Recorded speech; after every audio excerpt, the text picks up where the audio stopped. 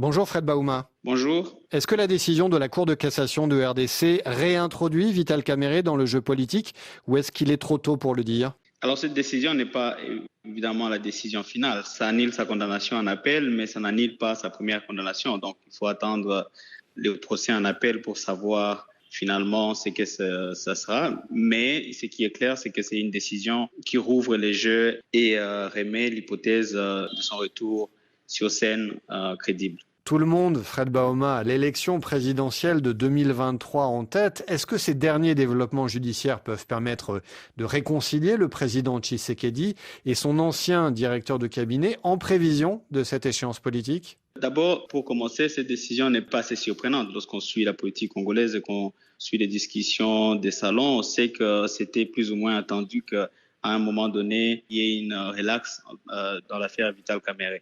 Du côté de l'IDPS, le parti au pouvoir, le parti de Félix Tshisekedi, ça a tout à voir avec les élections prochaines et la redistribution plus ou moins des cartes. D'abord, l'IDPS a fait campagne à l'est de la RDC sur base d'une promesse de rétablir la sécurité à l'est. 3 ans plus tard, il est clair que la sécurité ne s'est pas rétablie, la sécurité s'est plutôt détériorée. Le gouvernement essaie aussi de mettre d'autres projets, notamment le projet 145 territoires, etc., pour rattraper le manque de résultats actuels.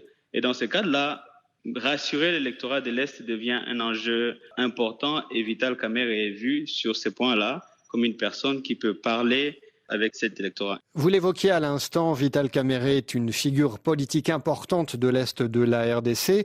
Est-ce qu'un retour possible de Vital Kamerhe dans le jeu politique modifierait les rapports de force dans l'Est du pays, justement? Est-ce qu'on peut imaginer que le pouvoir espère affaiblir les oppositions qui cherchent elles aussi à s'implanter dans l'Est, les camps de Moïse Katumbi, par exemple, ou de Joseph Kabila? Je pense que c'est ça la logique derrière cette démarche. S'il rentre pour faire campagne pour Félix Tshisekedi, évidemment, ce sera une façon de diviser son opposition. Ce n'est pas, par contre, certain que cela puisse marcher.